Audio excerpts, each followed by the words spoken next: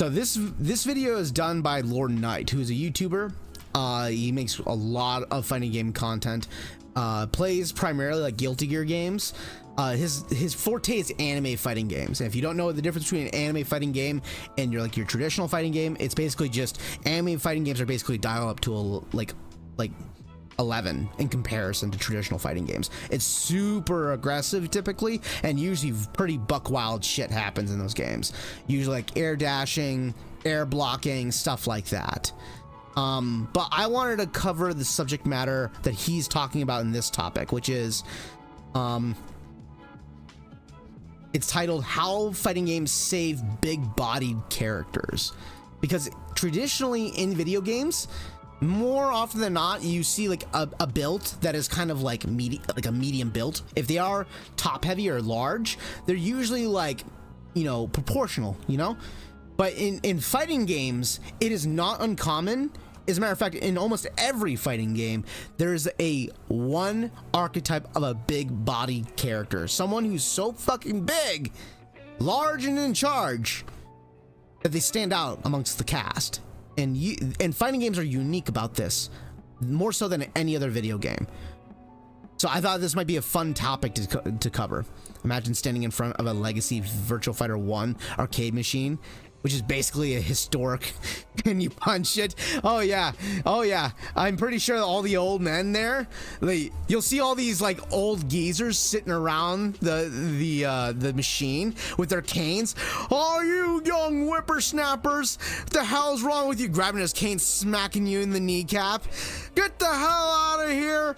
Someone got to teach you some respect, you little young whippersnappers. Get the hell out of here.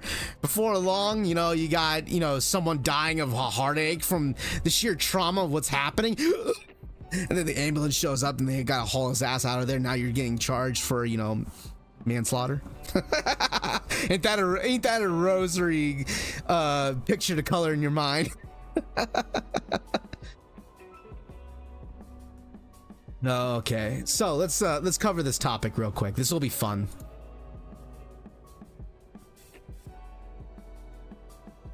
Oh, that's right. I gotta remember to switch the audio systems. Again, credit to Lord Knight. He does a great job with his content. Love his stuff. 3 decades being generally considered to be weak characters in fighting games. I'm sure big body characters have spent the better part of 3 decades being generally considered to be weak characters in fighting games. I'm sure when you've looked for low tier characters or characters that are always bad and see that on YouTube, you definitely will see big bodies and grapplers in the thumbnail. So why is that the case? Why is it very common in fighting games that big body characters are considered usually bottom tier? I remember when Street Fighter 6 made its announcement, and I had a chatter that was hanging out with me. Nice guy, really chill guy, but he was adamant that he thought that Zangief was going to be the most broken character in the game because his damage was absurd. And I'm like, I don't know about that. Traditionally, big body characters are usually not likely, to win that. They usually are the very bottom of the list. And the major component of the reason why is because they're big, they have bigger hitboxes, meaning they're more likely to get hit by moves that smaller characters would have typically evade or be out of reach of because their body is a lot smaller on the screen. And that's a very common thing. That's just typical, Not for VF, so right. I remember someone saying Tia Arasha is really fucking strong. Tia Arasha is strong in a unique way. He's definitely competitive, but he's not top tier. Characters that are top tier in Virtua Fighter, if I remember correctly, competitively, were Gene. Akira's definitely up there. He was busted beyond all belief. Jackie, I remember being pretty well placed. Lei Fei. And I think there was another character that really was prominent aside from those 4. I can't remember. I don't think it was Sarah though. No, she's too technical and really difficult to use. And she's good, but I don't think she's that good. There's one other character that was really notorious, but Arashi was strong in that game because combos that would work on him wouldn't work typically, because in Virtual Fighter they have a different mechanic with the weight. So like certain characters that are really heavy will have combos that affect him differently. You know, he has basically a very different weight category that makes him immune to certain combos. So it was something that really annoyed people. Definitely annoyed me. But he's a fucking cool ass character.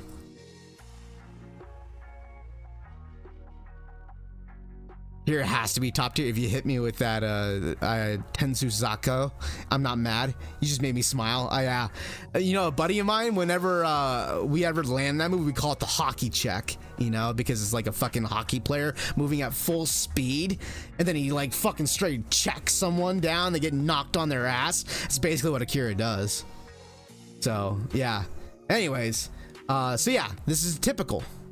Now, I don't know if every fighting game dev had like a meeting or something where they all agreed, big, strong guy, move slow, can't get in. To be fair, on occasion, there have definitely been both pretty decent big body characters and even some crazy tech that's come out over time.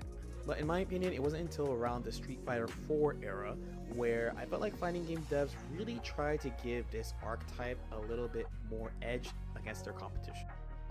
I'm gonna rewind that real quick. So, Chang, if anyone knows this game, this is King of Fighters, I think 97, maybe 96. Whichever one this is one of the King of Fighters games.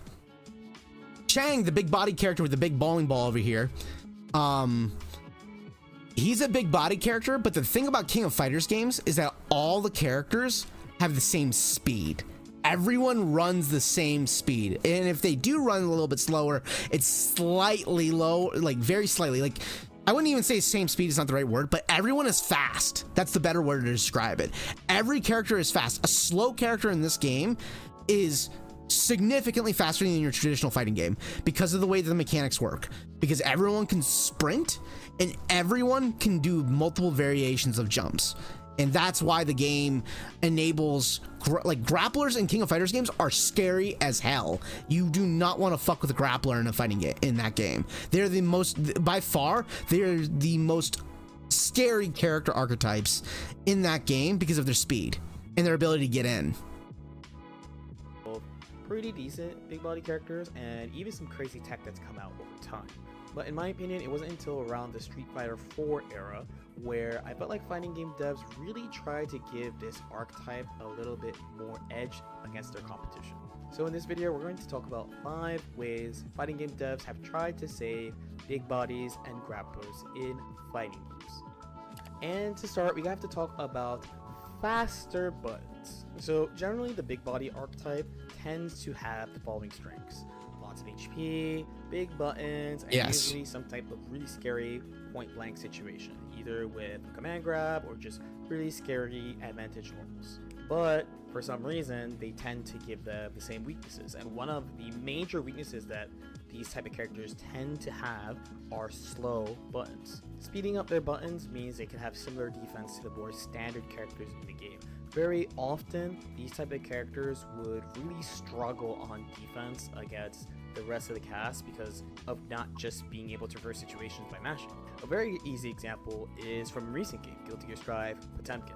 So the Potemkin players were begging to make his standing jab hit crouchers because it was his fastest button, but because it didn't hit crouchers, they couldn't use it for either offense or defense, which made his defense drastically worse. Giving this archetype faster buttons to protect themselves means faster characters can't really just stay from a safe range and stop them from counterattacking, and they really need it because generally they can't move. But just having faster buttons would not be enough. Maybe there was a more unique and fundamental way that you could buff the archetype. So from here we have to talk about more unique gimmicks. So a lot of classic fighting games that are still played competitive to this day, characters do different things, but over time, a lot of fighting games came out with a kind of mechanic where a character would have a unique, focused gimmick. So, okay, so what we're talking about here, I think this would be a good spot to show you guys like what it looks like. So here comes out the blackboard. All right, so traditionally what you see is that in fighting games, every character has a speed, you know, like the attack has a speed. There's two different attacks, right? We'll just, to keep it simple, a light and a heavy, just to keep it simple. The light move comes out at, like, let's say 5. That's the speed of the attack. The heavy move comes out at 10, right? Speed of the attack. But the way it works is that with the heavy attack, you have more reach. So it's going to look like this. Your reach is going to look like that. But the light attack is going to look like that. That's like what you're seeing there with the yellow is the length of the attack. So though the light attack is faster, you have less length of the attack on the screen, while the heavy attack has larger length and takes more time. It takes longer for it to reach the screen. So that's the compensation of it. Now, when you add a character that's big and large and they can do these, that makes them extremely dangerous because their typical body size hyper extends their current reach to even further lengths. So what would be a typical normal attack for most people, theirs are actually slightly longer in comparison. So in order to compensate this, what developers will do is that they'll actually change the speed of these attacks by adding a couple more like frames to them. So instead of being 5, it's like 8. Instead of being 10, it's 17. That way it compensates for this current speed and length of these attacks. That's what he's talking about. So that's why, like, the normal attacks are so important to these character archetypes. They coincide together. That makes sense, right? I gotta get all that shit off the screen. If you're showing something I can't see it. Here, this is what I'm trying to show you real quick, all right? This is what I'm trying to show you. Just to be a sassy McGee.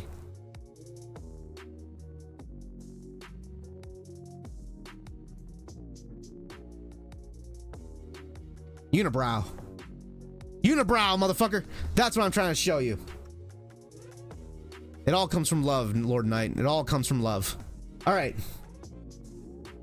You're thinking of things like Blaze Blue Drive and Injustice Trait, things like that. Circling back to the old way, one of the main things that big body characters would have would be something like an armor move or a command grab. And hitting the command grab would result in massive damage. However, they tend to make these characters really slow. Remember? Yes. So they've tried to do a bunch of unique things with this character archetype. So for example, we have Blaze Blue Taker. He has the ability to make some of his moves magnetize you and pull you in. Various moves do this, but generally anything that glows yellow or anything involving the D button or the drive button does this. Then you have Kanji for Persona. So he has the ability to paralyze you. This fighting game is like an RPG, so he has various moves that electrocute you and make it so that you can only use system actions and special moves to move around the screen.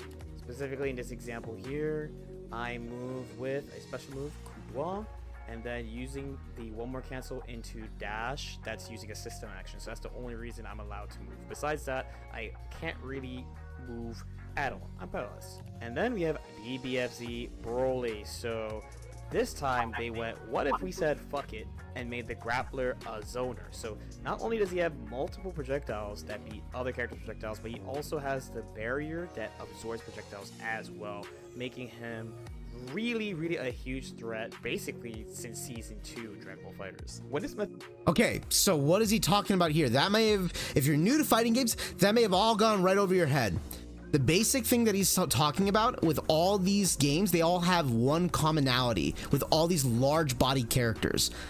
All these characters have a unique gimmick, a gimmick that makes them stand out from the rest of the crowd because they have an inherent weak point that their moves come out a lot slower, even though they go out a lot farther and are a lot stronger in that way.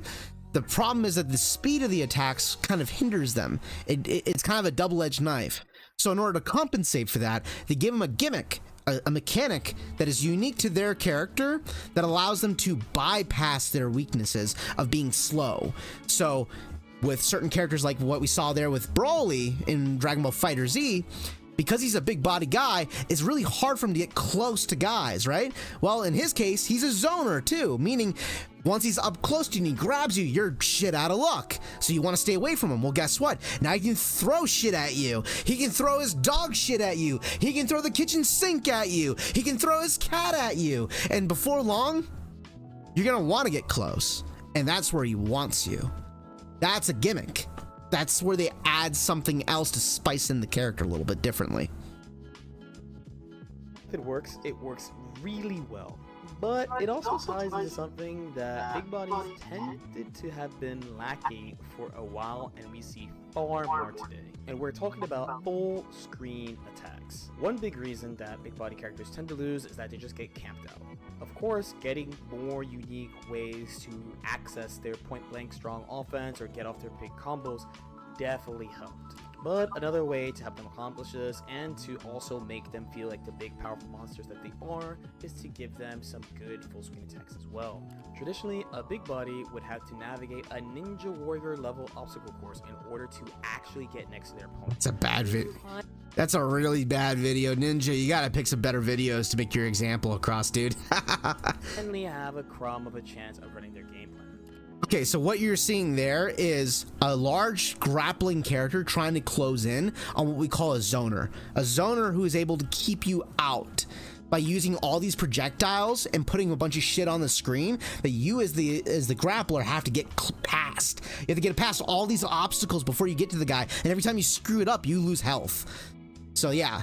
Personally, I like to play light characters way more since they are faster and enable you to interrupt enemy attacks. Way better in my experience. Huge plus. Yes, and that's traditionally how it works. This is what's caused a lot of like big body characters not typically to be very strong in fighting games. Every once in a while when you see a really big and powerful big body character, it's because they have some unique gimmick that allows them to bypass that weakness. DBFZ Broly is honestly the result of years of attempts. They gave this character multiple attacks that hit from full screen, and that again beats other characters' projectiles. And when he gets in, then he has a very scary strike throw. In Guild here, Potemkin has a move called Slide Head, which... So like what we saw there with Broly is that, as you can see here, Broly, when he's up close, he's really dangerous. The opponent right here is blocking his strikes. Other characters' projectiles. So as soon as Broly gets away, he starts throwing projectiles at him and then just gets right back on him. This is exactly where Broly wants to be. And then he has a very scary strike throw. In Guild here, Potemkin has a move called Slide Head, which is a full screen shockwave that he uses. The properties vary based on the game, but the main point is that he is able to do this from full screen with various different effects depending on the game. And to be honest, my personal first experience with this was Tager's Spark Bolt. This thing goes full screen, it basically kills all projectiles and just immediately enables him to magnetize you. Now, while full screen attacks certainly helped, there was still a little problem with this. And the big thing is, full screen attacks don't define big body characters. They kind of got them by necessity. So what do we do now? So the next thing would be to improve armor mechanics. Armor moves have been with big bodies and grapplers for quite a long time, but they always tend to have little problems. So the main thing about armor mechanics is that they just made it much harder to actually interact with armor. In older games, you could do things like jump canceling your attack into armors, and their moves were just faster. And generally, an armor move absorbs when hit before you can break the armor, unless there are special exceptions. Go ahead, Guilty Gear. So again, we're talking about another gimmick. A gimmick that would be called armor in fighting games, where you take a hit, but you power through the hit and hit your opponent anyways. You may take the damage, but you're taking that damage to hit them through it anyways. So yeah, it's called an armor ability. They've implemented this into a lot of modern fighting games with these large characters to kind of bypass that weak point, so they can use these bigger, heavier attacks more frequently, but usually more often than not, they're not enough of a gimmick to make a difference. That's why I never liked Wolf in VF1. Too slow. Always got beaten down before I could do any of my big moves. Yeah, and that's the mind games too. That's a big part of the mind games. If you can land the big moves, it's big reward. But it just requires a lot of patience and a lot of foresight. Drive here as an example. So here you have Potemkin's Hammerfall, and this move is a perfect example of a modern armor move. If you swing into it normally, then he's just gonna absorb the hit and hit you. None of your cancel options are generally fast enough to stop him from doing this, unless you use an additional resource to hit him because it's fast enough. Jumping is okay, but doesn't really lead to anything most of the time. So you have to use something that is fast or cancelable into something meaningful. So in this case, maybe something like this. This varies from character to character as opposed to the entire cast having easy ways to beat this armor. The thing about armor moves is that it's important for armor moves to have counterplay. The idea of these moves are pretty strong, and traditionally they gave armor moves weaknesses like losing to lows is a really common one, and as I mentioned before, you could cancel into things pretty fast, and specifically in the games I've been generally talking about, jumping has been a very common option. So making it difficult to swing into armor, I do that a lot. is helpful because then that accomplishes the developer's goal of people needing to hard call out the armor rather than just swinging mindlessly. So with this, we got a pretty decent big body already, but there's one more thing that still needs to be addressed despite all the things we've done to improve the characters specifically. And this last thing is reducing the amount of character specific things that actually works on big bodies. So the big problem is, despite all these changes, a lot of things just work on big characters. Okay, so with large bodied characters, one of the most common things to do is not in 3D fighting games because it plays by different rules, but in 2D fighting games, you've probably seen it when Zangief does his big suplex move, or any big body character grabs you and they do a big special move throw. The most common way to beat the moves is to jump in the air. It applies to armor moves as well, because armor moves, what they typically do, they look like this. They look like they let's say that we got two characters kind of look like this. We'll make stick figurines out of them. Stick figurine 1. He's throwing a strikeout here, right? Big body character over here 2. We'll throw 2 hands to represent 2 grabs, right? 2 hands. So big body character here, big, will try to grab the player, but because his grab overlaps where the guy's arm's at, he will win the exchange. So the most common method is to jump in the air with the character, which will cause the guy to grab to miss. By you coming down from jumping into the ground, you can hit him while he's vulnerable in that moment in time. Now with armor moves, it functions the same way. So instead of it being a grab with those 2 arms, just imagine it with an armor move where you soak the hit. Well, guess what? It takes time to start up an armor move. So by the time that you come down from the air, you can immediately hit them when they miss. That's kind of the idea behind it.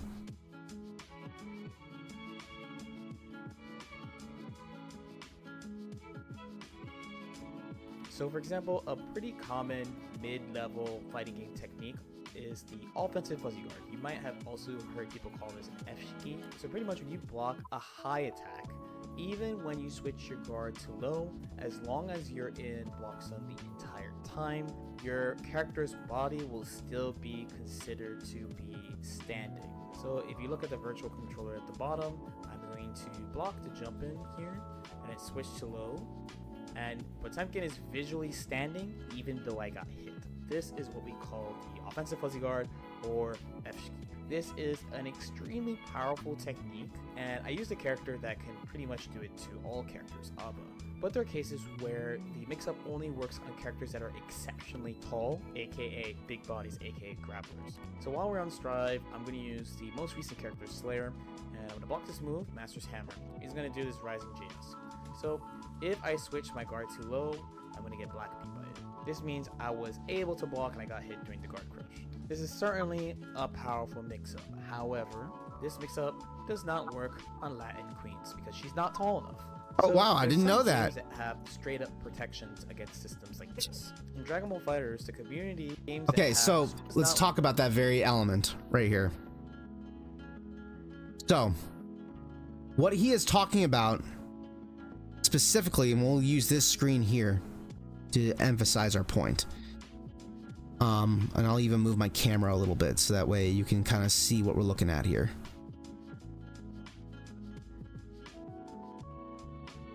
Move my camera over here. So Potemkin right here, which is the big boy right here, he is pretty large. He's large and in charge. And this guy down here, he's a little bit of whiny space. You know, he's a little boy. He's a tiny little boy.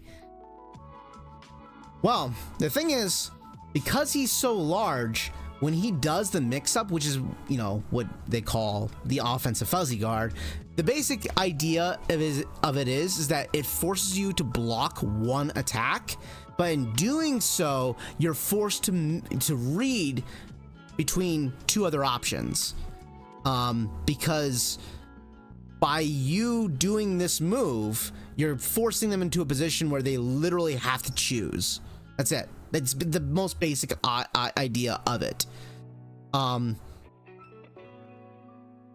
said, if we look ahead of the video, it only works on some larger characters. But if you put him, certainly a powerful mix-up. However, this mix-up does not work on Latin queens because. So, see the huge difference here? The red indicates how big the big boy was, right? This is how small the green girl is. She is half his size on the screen. So that mix-up doesn't work on him because all this empty space right here prevents that from happening. So that trick he did before doesn't apply to her. It's character specific. That's what he means by it. That's the takeaway. She's not tall enough. So there's some games that have straight up protections against systems like this. In Dragon Ball FighterZ, the community thought this technique was so powerful that in Season 3, they removed almost every single way that you could do this type of mix-up. Many characters were vulnerable to this, both Legendary Broly and Super Broly, and then also Android 16, among other Saiyans like Vegito, were all vulnerable to this type of mix-up. And eventually, you could pretty much do it to the entire cast, but that's its own video, technically. Then you have situations like this. So after his counter hit, since Taker is standing, I'm able to do a re-jump combo that, again, only works on the tallest characters. And then not only that, not only do I get this style of combo here, but I could choose to reset with a jab that only works crouching if your body is huge like Iron Taker's. The same principle applies. Remember how we mentioned before that with these characters, because they're big bodied, the rules apply differently to them. The same thing works with combos. When you combo a big body character, because their body is so large and takes up so much of the screen space, you can do combos to them that smaller characters don't apply to, because their body is so much smaller that it's going to miss when you use that same combo on them. So yeah, you just learned a flashy new combo and can't use it against half the cast. Exactly. It's a big problem in old games like this because jabs that hit high like that aren't supposed to hit crouchers, so generally these moves are advantageous, which is a disadvantage to characters that are big enough to block and crouching. So how do you fix this? Well, solution number one is to just make the character smaller so that it doesn't work anymore.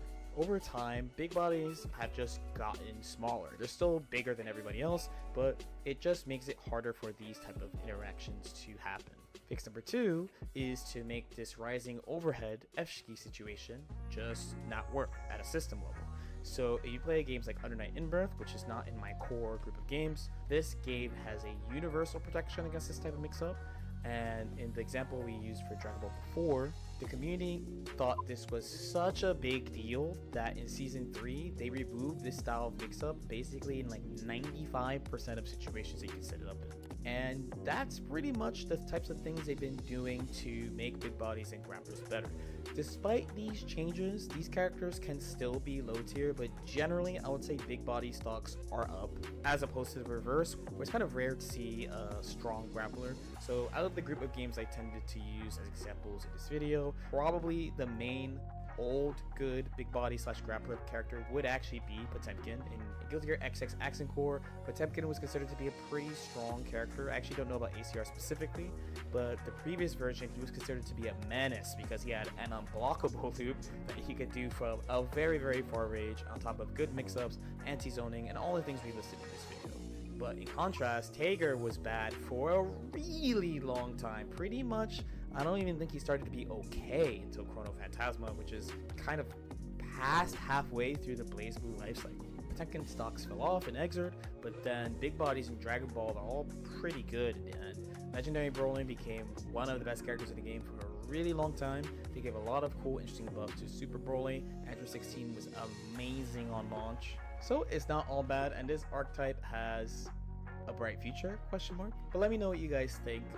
Okay, so that concludes this video, but the general gist of what we've learned about this is that big body characters have always had a hard time. They've always been kind of they've always been fighting the climbing up the mountain, you know, what do they call it, at an uphill battle for a really long time in fighting games. However, in recent fighting games, more modernized fighting games, they've been getting much more beneficial benefits over time because they're removing a lot of these unique extremities that they've been dealing with, these unique situations that only they have to deal with. And in some ways, you may think, well, because that's unique to them, that's more knowledge for you. But here's the thing, when that person knows that knowledge and they apply that knowledge to you, you're at such a disadvantage that you can't really do much against it except just make a guess at that point in time. And it's very difficult to get yourself out of that kind of situation. Nowadays, that isn't... It's not to say that, you know, grapplers or big body characters are not the best characters in the game, not at all, because it's just not likely. But their representation has significantly increased at a period compared to what they used to be. That said, they're still not anywhere near at the level of small, agile, versatile characters, which will always be at the top of the list because of the very design of their character archetype. So, fascinating video. It's a very fascinating video, and it's definitely a bit of a trip down memory lane, as well as a little bit of history to learn about when it comes to fighting game characters. I thought it might be fun. So yes, little fun little knowledge check for all of us here. Thank you, Lord Knight. He makes great content. If you've not subscribed to his shit, subscribe to his shit because he's got good shit.